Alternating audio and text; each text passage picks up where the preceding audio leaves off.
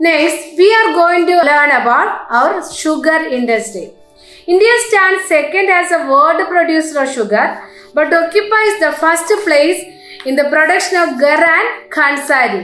അപ്പോൾ ഇന്ത്യ എന്ന് പറയുന്ന വേൾഡ് പ്രൊഡ്യൂസർ ഓഫ് ഷുഗറിൻ്റെ മേഖലയിൽ നമുക്ക് സെക്കൻഡ് സ്റ്റാൻഡാണുള്ളത്.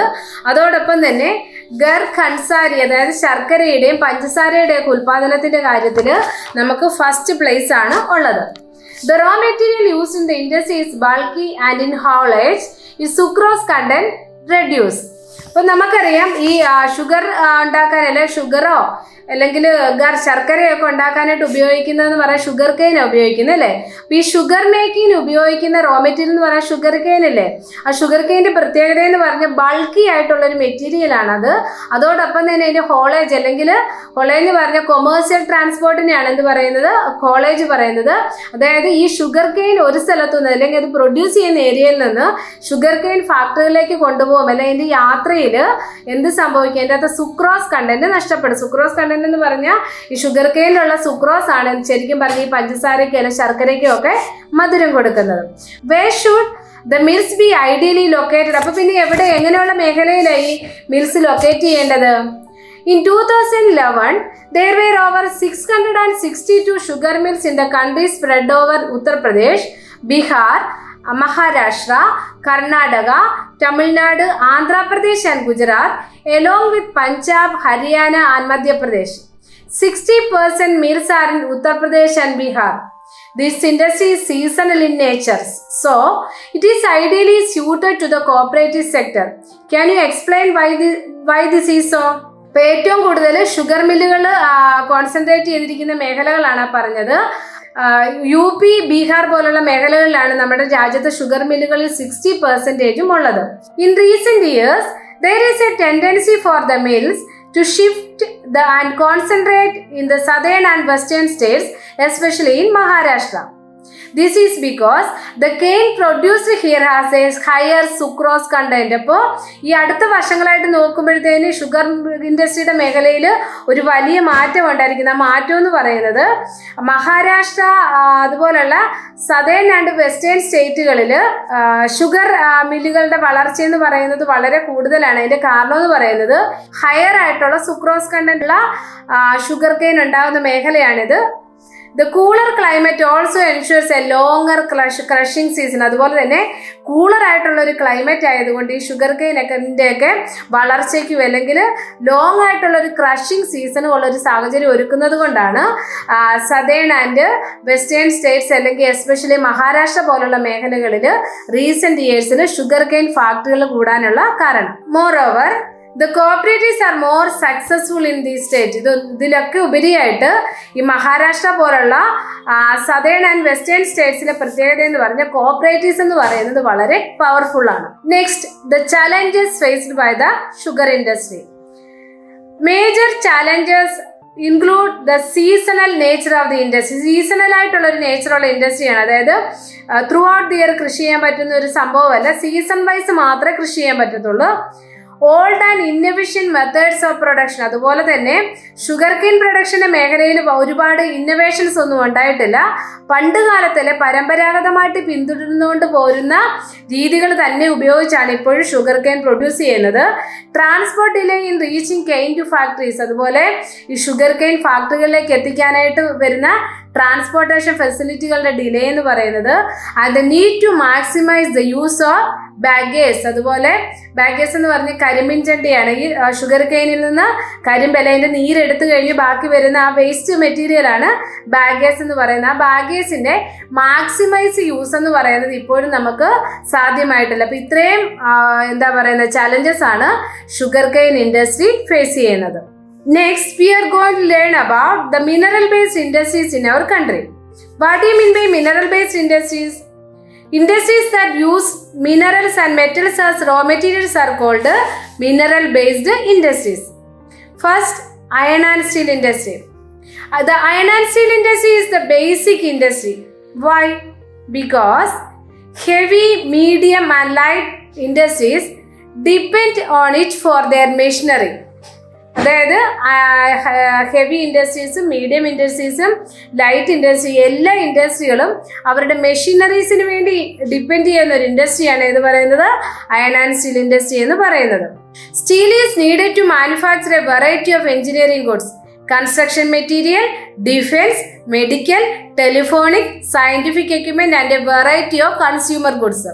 സ്റ്റീൽ എന്ന് പറയുന്നത് engineering goods, construction materials, defence വേണ്ടിയുള്ള ഐറ്റംസ് അല്ലെങ്കിൽ tools, medical equipments, telephonic, scientific equipment ഇങ്ങനെയുള്ള എല്ലാ കാര്യങ്ങളും ഉണ്ടാക്കാനായിട്ട് അത്യന്താപേക്ഷിതമായിട്ട് വേണ്ട ഒന്നാണ് ഇത് പറയുന്നത് സ്റ്റീൽ എന്ന് പറയുന്നത്.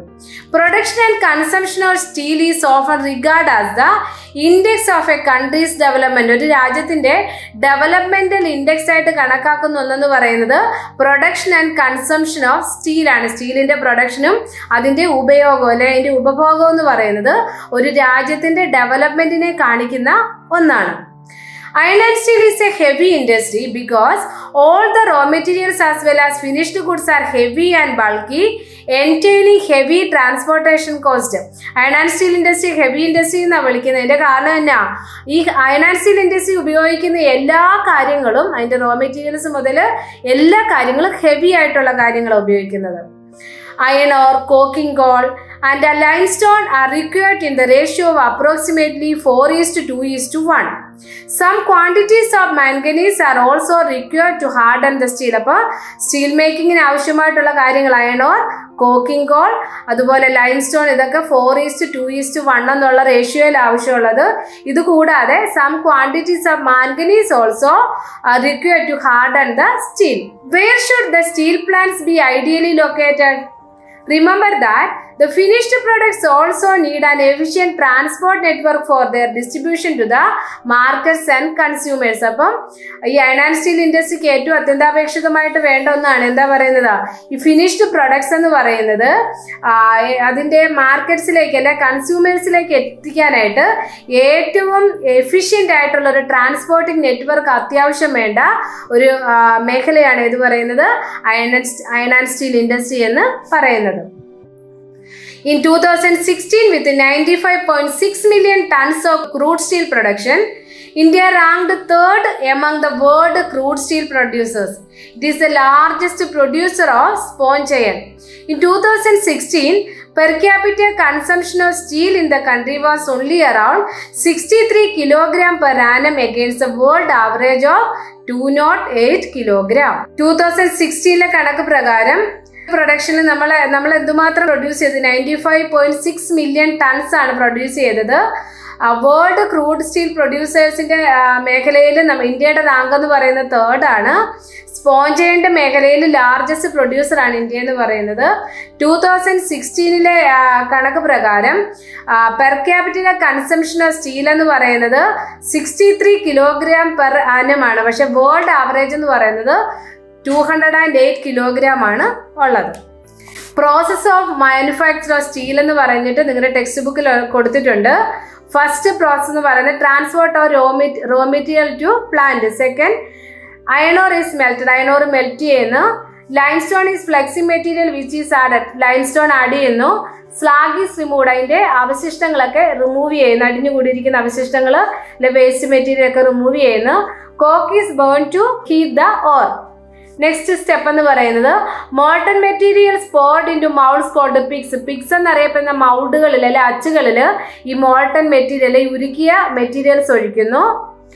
Pig iron is further purified by melting and oxidizing the impurities. പിന്നീട് എന്താ ചെയ്യുന്നത്, ഈ പിഗ് അയൺ എന്ന് പറയുന്നത് വീണ്ടും പ്യൂരിഫൈ ചെയ്യുന്നു. അങ്ങനെ മെൽറ്റ് ചെയ്തിട്ട് വീണ്ടും പ്യൂരിഫൈ ചെയ്ത് അതിൻ്റെ അകത്ത് ഉള്ള ഇമ്പ്യൂരിറ്റീസ് എല്ലാം കളയുന്നു. Manganese, nickel, chromium R added. Last process എന്ന് പറയുന്നത് ഷേപ്പിംഗ് ഓഫ് മെറ്റൽ ആണ്. Rolling, pressing, casting and forging. ഏത് രൂപത്തിലാണ് ആ സ്റ്റീൽ ആക്കിയെടുക്കേണ്ടത് ആ രീതിയിലേക്ക്, ആ ഷേപ്പിലേക്ക് ആ സ്റ്റീലിനെ മാറ്റിയെടുക്കുന്നതാണ് ഈ മാനുഫാക്ചർ ഓഫ് സ്റ്റീലിൻ്റെ ലാസ്റ്റ് പ്രോസസ്സ് എന്ന് പറയുന്നത്. Most of the public sector undertakings markets their steel through steel authority of India limited. അപ്പോൾ നമ്മുടെ രാജ്യത്തുള്ള പബ്ലിക് സെക്ടർ അണ്ടർടേക്കിങ്സ്, അതായത് ഗവൺമെൻറ് ഓണർഷിപ്പിലുള്ള സ്റ്റീൽ അല്ലെങ്കിൽ അയൺ ആൻഡ് സ്റ്റീൽ കമ്പനികൾ അവരുടെ സ്റ്റീൽ മാർക്കറ്റ് ചെയ്യുന്നത് steel authority of India limited വഴിയാണ്. The 1950s China and India produce almost the same quality of steel. Today, China is the largest producer of steel. China is also the world's largest consumer of steel. അതായത് 1950s കണക്ക് പ്രകാരം ചൈനയും ഇന്ത്യയും same quantity of സ്റ്റീലാണ് produce ചെയ്യുന്നത്, ഒരേ അളവിലുള്ള സ്റ്റീലാണ് produce ചെയ്തിരുന്നത്. പക്ഷേ ഇന്ന് China is the largest producer of steel. അതുപോലെ തന്നെ ചൈന തന്നെയാണ് ലോകത്ത് ഈ സ്റ്റീലിൻ്റെ ഏറ്റവും വലിയ കൺസ്യൂമർ, ഏറ്റവും വലിയ ഉപഭോക്താവ് എന്ന് പറയുന്നതും ചൈന എന്നുള്ള രാജ്യം തന്നെയാണ്. Chota Nagpur Plateau region has a maximum concentration of iron and steel industries. ഏറ്റവും കൂടുതൽ അയൺ ആൻഡ് സ്റ്റീൽ ഇൻഡസ്ട്രികൾ കോൺസെൻട്രേറ്റ് ചെയ്തിരിക്കുന്ന മേഖല എന്ന് പറയുന്നത് ഏതാ? Chota Nagpur plateau. It is largely because of the relative advantage of this region has for the development of this industry. These include low cost of iron ore, high grade raw materials in proximity, cheap labor and vast growth potential in the home market. But why the iron and steel industries concentrated in the Chota Nagpur region? First reason, low cost of iron ore. Second reason, high grade raw materials in proximity. ഏറ്റവും high ഗ്രേഡിലുള്ള iron ore കിട്ടുന്ന ഒരു മേഖലയാണ് ഇത് പറയുന്നത് ചോട്ട Nagpur പ്ലാറ്റു region എന്ന് പറയുന്നത്. Cheap labour and vast growth potential in the home market. മാർക്കറ്റിങ്ങിന് ഏറ്റവും നല്ലൊരു മേഖലയാണ് ചോട്ട നാഗ്പൂർ പ്ലാറ്റു എന്ന് പറയുന്നത്. അതുകൊണ്ടാണ് ഈ അയൺ ആൻഡ് സ്റ്റീൽ പ്ലാന്റ്സ് കൂടുതലും എവിടെ കോൺസെൻട്രേറ്റ് ചെയ്തിരിക്കുന്നത്? ചോട്ട നാഗ്പൂർ പ്ലാറ്റു റീജിയനിൽ കോൺസെൻട്രേറ്റ് ചെയ്തിരിക്കുന്നത്. Though India is an important iron and steel producing country in the world, yet we are not able to perform to our full potential largely due to, നമ്മൾ ശരിക്കും പറഞ്ഞാൽ iron and steel produce ചെയ്യുന്ന രാജ്യങ്ങളുടെ പട്ടികയിൽ ഉയർന്ന സ്ഥാനം തന്നെയാണ് നമുക്കുള്ളത്. പക്ഷെ ഇപ്പോഴും നമ്മൾ കുറേ പ്രോബ്ലംസ് ഫേസ് ചെയ്യുന്നുണ്ട്. Next we are going to study the challenges faced by the iron and steel industry. First challenge, high cost and limited availability of coking coal. അതായത് കോക്കിംഗ് കോളിൻ്റെ കൽക്കരിയുടെ, അതായത് അയൺ മെൽറ്റ് ചെയ്യാനായിട്ട് ഉപയോഗിക്കുന്ന കോളല്ലേ ഉപയോഗിക്കുന്നത്. അപ്പോൾ ഈ കോക്കിംഗ് കോളിൻ്റെ ഹൈ പ്രൈസ് എന്ന് പറയുന്നത് നമ്മൾ ഫേസ് ചെയ്യുന്ന ഒരു ചലഞ്ചാണ്. ഹൈ കോസ്റ്റും ലോ അവൈലബിലിറ്റി, അത് കിട്ടാനുമില്ല, അതോടൊപ്പം കിട്ടുന്നതിന് ഹൈ കോസ്റ്റുമാണ്. സെക്കൻഡ് എന്ന് പറയുന്നത് ലോവർ പ്രൊഡക്ടിവിറ്റി ഓഫ് ലേബറേഴ്സ് അല്ലെങ്കിൽ തൊഴിലാളികളുടെ ഉൽപാദനക്ഷമതയില്ലായ്മ. അവർക്ക് നമ്മൾ ഉദ്ദേശിക്കുന്ന രീതിയിലുള്ള പ്രൊഡക്ടിവിറ്റി ഇല്ലാത്ത വർക്കേഴ്സാണ് ഉള്ളത്. Irregular supply of energy supply, electricity പോലുള്ള എനർജി സപ്ലൈ എന്ന് പറയുന്നത് ഇറഗുലർ ആണ്. ലാസ്റ്റ് വൺ, പുവർ ഇൻഫ്രാസ്ട്രക്ചർ എന്ന് പറയുന്നത് വളരെ പുവറായിട്ടുള്ള ഇൻഫ്രാസ്ട്രക്ചർ ആണുള്ളത്. ഇത്രയൊക്കെ ചലഞ്ചസ് ആണ് നമ്മുടെ അയൺ ആൻഡ് സ്റ്റീൽ ഇൻഡസ്ട്രി എന്ന് പറയുന്നത് ഫേസ് ചെയ്യുന്നത്. We also import good quality steel from other countries. ഇത് കൂടാതെ നമ്മൾ എന്ത് ചെയ്യുന്നുണ്ട്? ഏറ്റവും ക്വാളിറ്റിയുള്ള സ്റ്റീൽ നമ്മൾ മറ്റു രാജ്യങ്ങളിൽ ഇമ്പോർട്ട് ചെയ്യുന്നുണ്ട്. However, the overall production of steel is sufficient to meet our domestic demand. പക്ഷേ ഇങ്ങനെയൊക്കെ ആണെങ്കിലും നമ്മുടെ ഡൊമസ്റ്റിക് ഡിമാൻഡിന് ആവശ്യമായിട്ടുള്ള സ്റ്റീൽ പ്രൊഡക്ഷൻ നമ്മൾ തന്നെ ചെയ്യുന്നുണ്ട്. Liberalisation and foreign direct investment has given a boost to the industry with the efforts of private entrepreneurs. അതായത് liberalisation, ഉദാരവൽക്കരണവും, അതായത് ഫോറിൻ ഡയറക്റ്റ് ഇൻവെസ്റ്റ്മെന്റും, വിദേശികളായിട്ടുള്ള ആൾക്കാർക്കും ഒക്കെ നമ്മുടെ രാജ്യത്ത് വന്ന് വ്യവസായങ്ങൾക്ക് പണം നിക്ഷേപിക്കാമെന്നുള്ള ഒരു സാഹചര്യം വന്നതുമൊക്കെ ശരിക്കും പറഞ്ഞാൽ ഈ അയൺ ആൻഡ് സ്റ്റീൽ ഇൻഡസ്ട്രിക്ക് ഒരു ബൂസ്റ്റ് അല്ലെങ്കിൽ ഒരു ഉത്തേജനം കൊടുത്തിട്ടുണ്ട്.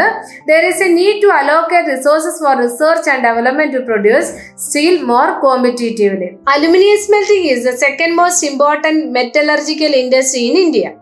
What are the specialities of aluminium? It is light, resistant to corrosion, പെട്ടെന്ന് നശിച്ചു പോകുന്നതല്ല, a good conductor of heat, malleable, നമുക്ക് ഇഷ്ടമുള്ള ഷേപ്പിലേക്ക് രൂപം മാറ്റി എടുക്കാവുന്നതാണ്, and becomes strong when it is mixed with the other metals. It is used to manufacture aircraft, utensils and wires. It has gained popularity as a substitute of steel, copper, zinc and lead in a number of industries. Steel, copper, zinc, lead ഇതിനൊക്കെ substitute ആയിട്ട് ഉപയോഗിക്കുന്ന ഒന്നാണ് ഇത് പറയുന്നത് aluminium എന്ന് പറയുന്നത്. Aluminium smelting plants in the country are located in Odisha, West Bengal, Kerala, Uttar Pradesh, Chhattisgarh, Maharashtra and Tamil Nadu. In 2014-15, India produced about 3.96 million tons of aluminium. Which is the raw material of aluminium? Bauxite. Bauxite, the raw material used in the smelters, is a very bulky, dark, reddish colored rock. In your textbook, there is one flow chart. This shows the process of manufacturing aluminium. Regular supply of electricity and an assured source of raw material at minimum cost are the two prime factors for location of the industry. അപ്പം aluminium ഇൻഡസ്ട്രിയുടെ ലൊക്കേഷനെ സ്വാധീനിക്കുന്ന രണ്ട് ഘടകങ്ങൾ എന്ന് പറയുന്നത് regular supply of electricity and an assured source of raw material at minimum cost ആണ്. Next, chemical industries. The chemical industry in India is fast growing and diversifying. Chemical industry contributes approximately 3% of the GDP. Chemical industry is the third largest in Asia and occupies the 12th place in the world in terms of its size. Chemical industry comprises both large and small scale manufacturing units. Rapid growth has been recorded in both inorganic and organic sectors. അപ്പോൾ chemical industry തന്നെ organic സെക്ടറിലും work ചെയ്യുന്നുണ്ട്, inorganic സെക്ടറും ഉണ്ട്. ഇപ്പോൾ ഈ രണ്ട് സെക്ടറിനും ഒരു rapid growth ആണ് നമുക്ക് കാണാൻ സാധിക്കുന്നത്. Inorganic chemicals include sulphuric acid, and the sulphuric acid is used to manufacture fertilisers, synthetic fibres, plastics, adhesives, paints, dyes, stuffs. Then nitric acid, alkalis, soda ash. Soda ash is used to make glass, soaps, detergents and paper. And caustic soda. These industries are widely spread over the country. ഇപ്പോൾ organic chemicals എന്ന് പറയുന്നത് എന്തൊക്കെയാണ് ഉള്ളത്? Sulphuric acid, nitric acid, alkalis, soda ash and caustic soda.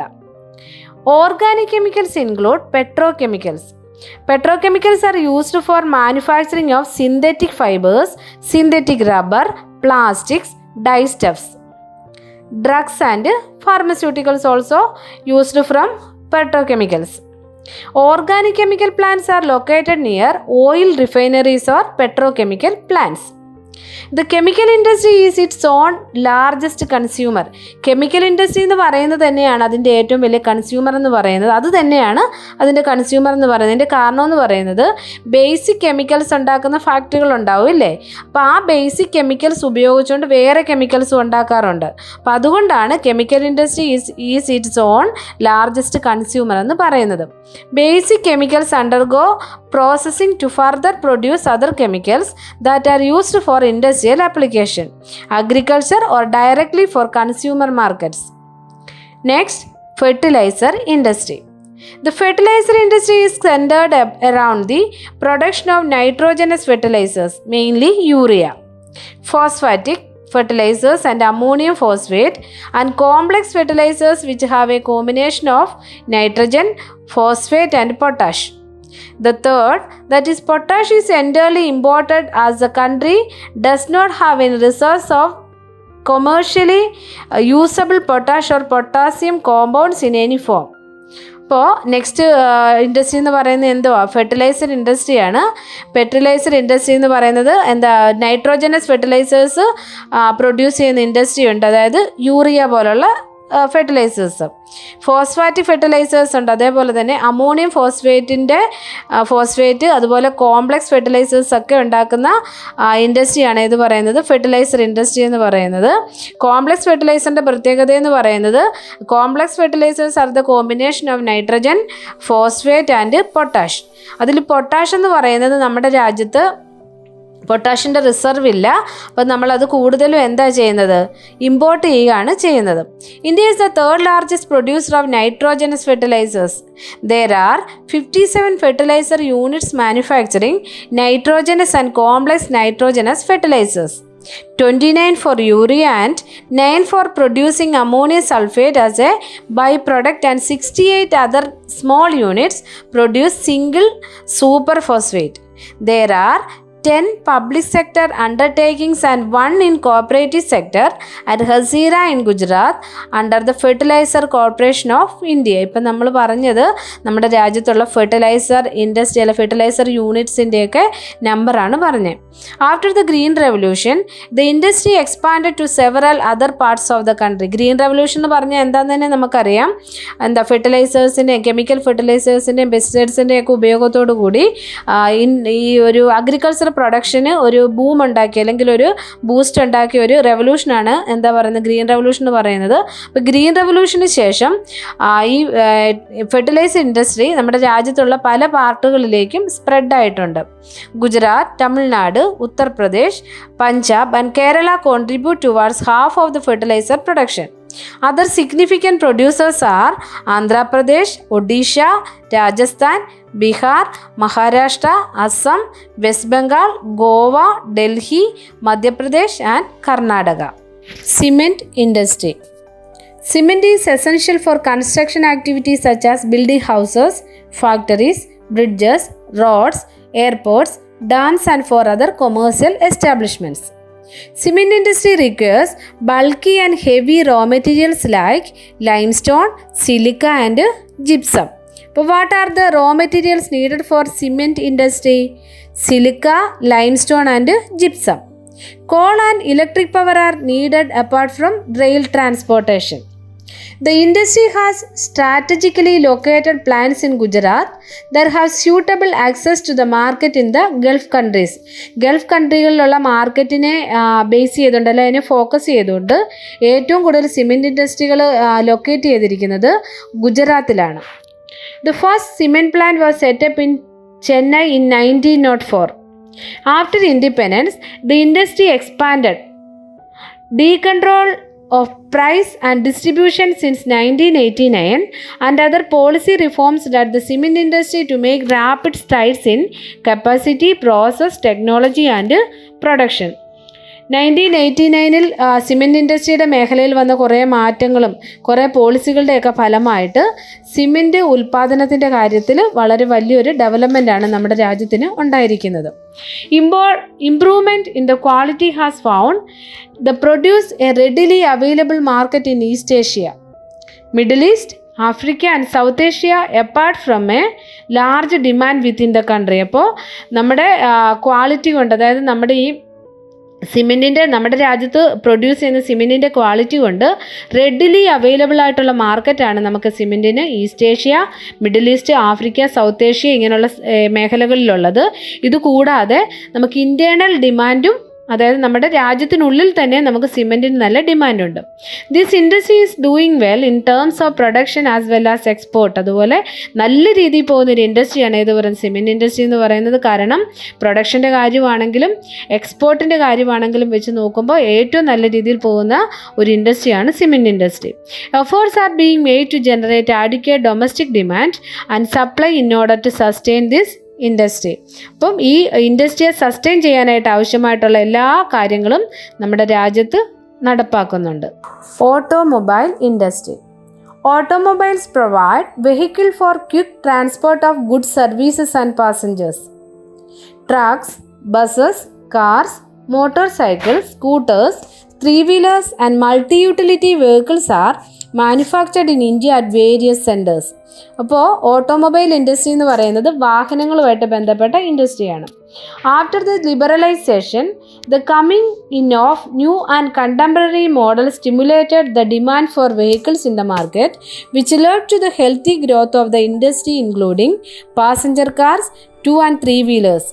ഇപ്പോൾ ലിബറലൈസേഷൻ്റെ ഭാഗമായിട്ട് ഉദാരവൽക്കരണത്തിൻ്റെ ഭാഗമായിട്ട് പുതിയ പുതിയ മോഡലുകളിലുള്ള വെഹിക്കിൾസ് നമ്മുടെ രാജ്യത്ത് എത്തിയത് ശരിക്കും പറഞ്ഞാൽ ഈ ഓട്ടോമൊബൈൽ ഇൻഡസ്ട്രിക്ക് ശരിക്കും പറഞ്ഞാൽ ഒരു ബൂസ്റ്റാണ് ഉണ്ടാക്കിയിരിക്കുന്നത്. This industry had experienced A quantum jump in less than 15 years. Foreign direct investment brought in new technology and aligned the industry with the global developments. അപ്പോൾ ഈ ഇൻഡസ്ട്രിക്ക് ഒരു 15 years കണക്ക് നോക്കുമ്പോഴത്തേന് ഭയങ്കര ഒരു ക്വാണ്ടം ജമ്പാണ് ഉണ്ടായിരിക്കും എന്ന് പറഞ്ഞാൽ എന്താ ഭയങ്കര ഒരു വലിയ വളർച്ചയാണ്, അതിലൊരു കുതിച്ചുചാട്ടമാണ് ഉണ്ടായിരിക്കുന്നത്. At present, there are 15 manufacturers of passenger cars and multi-utility vehicles, 9 of commercial vehicles, 14 of the 2 and 3 wheelers. The industry is located around Delhi, Gurugram, Mumbai, Pune, Chennai, Kolkata, Lucknow, Indore, Hyderabad, Jamshedpur and Bengaluru. Next, information technology and electronics industry. The electronics industry covers a wide range of products from transistor sets to television, telephones, cellular telecom, pagers, telephone exchange, radars, computers and many other equipments required by the telecommunication industry. ഇപ്പോൾ communication industry എന്ന് പറയുന്നത് എന്തൊക്കെ ഉൾപ്പെടുന്നതാണ്? അല്ലെങ്കിൽ electronic industry എന്ന് പറയുന്നത് transistor set മുതൽ television വരെയുള്ള കുറേ കാര്യങ്ങൾ ഉൾപ്പെടുന്നതാണ്. Bengaluru has emerged as the electronic capital of India.